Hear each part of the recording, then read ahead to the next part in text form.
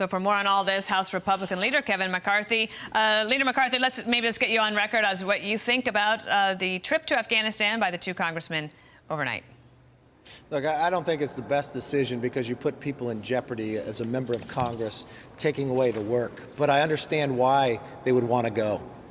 You could not get the number of names of how many Americans were there from the Biden administration.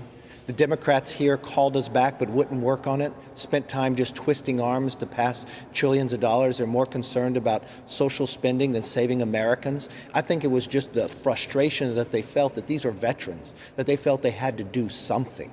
And for Nancy Pelosi to criticize them after she wouldn't spend any moment of time, she stayed late into the night into her office, twisting arms to spend trillions of dollars.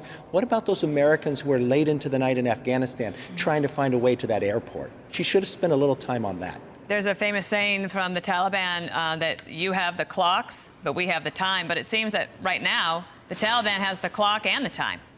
And yesterday, when President Biden came out to give his speech, instead of meeting the moment, he started with the Build Back Better $3.5 trillion plan that had just passed the House. What did you think of that? I think he's ruined our reputation on a world stage. I think he's allowing the Taliban to direct our reputation, but more importantly, our foreign policy. When you have countries such as the UK and France that are in Afghanistan for only one reason, that America was attacked, that are begging us to extend the deadline past the 31st so they can get their citizens out, that the president sides with the Taliban because the Taliban told him when, that is a very sad day for America.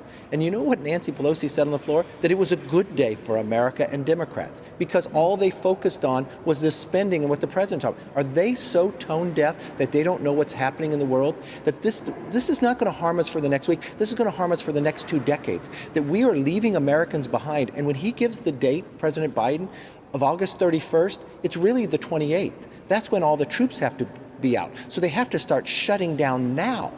What are you telling those Americans? And maybe they're not in Kabul, but they're somewhere in Afghanistan. Sir, how will they get out? Doesn't it seem like this is a deliberate strategy? I mean, that they want to take the focus off of overseas and put it on America. That they want to tee up the $5 trillion and get it done now. I mean, to them, this is not a crazy idea. To them, this is a strategy, and it's deliberate. It is a selfish strategy. The other thing they did was change election law yesterday, that you don't show ID when you vote. A public servant should be caring about the public, not themselves. The Democrats showed their true colors of what they truly believe. In one of the greatest crises that America has faced, in a moment of time when you look for a public servant to put the public before yourself, the Democrats did the complete opposite. And for the White House to spend time, President Biden, calling Democrats to twist their arms to vote on that when we had Americans in harm's way, I don't understand this in any state or form. I mean, this should not be political. This should be Americans should come first, the lives of Americans. You were the commander-in-chief. You were the leader of the free world, and you just allowed the Taliban to dictate our foreign policy. You just shunned our allies, our greatest supporters, who risked their own lives and gave their own lives because America was attacked 20 years ago. And now, just before you had a report on the border, he opened our border. We just released 5,000 prisoners in Afghanistan. We have been catching people on the terrorist watch list this year coming across the border. We are less safe today than we were 20 years ago. They now have more Black Hawk helicopters than Australia has. They have drones. They have weaponry that we wouldn't want any other army to have. That is what this administration has done, and they spent their time spending trillions of dollars instead of focusing on the protection of America. And they have thousands of night vision goggles in 2001 and 2002. We ran the night because we had the NVGs and they did not. So we could do things they could never get. Now they got all of it now. React to this. Wall Street Journal, Biden's rush to the Afghan exits. Here's what I think is the key paragraph here, sir. Mr. Biden's bloody-minded refusal to adapt to the collapse of the Afghan government and military is another reminder that electing a U.S. president is the fateful choice. Character matters, but character has many parts. One is judgment. Another is the courage to admit a mistake and regroup. Mr. Biden is failing on both counts. With 3.5 years to go in his presidency, the world is going to become much more dangerous. End quote. Your reaction to that? I think they have 100% correct. We watched every crisis in this new administration that he ran from it, that he ignored it. First it became the border. He couldn't call it a crisis. Then he pushed it off to the VP. We watched ransomware come in.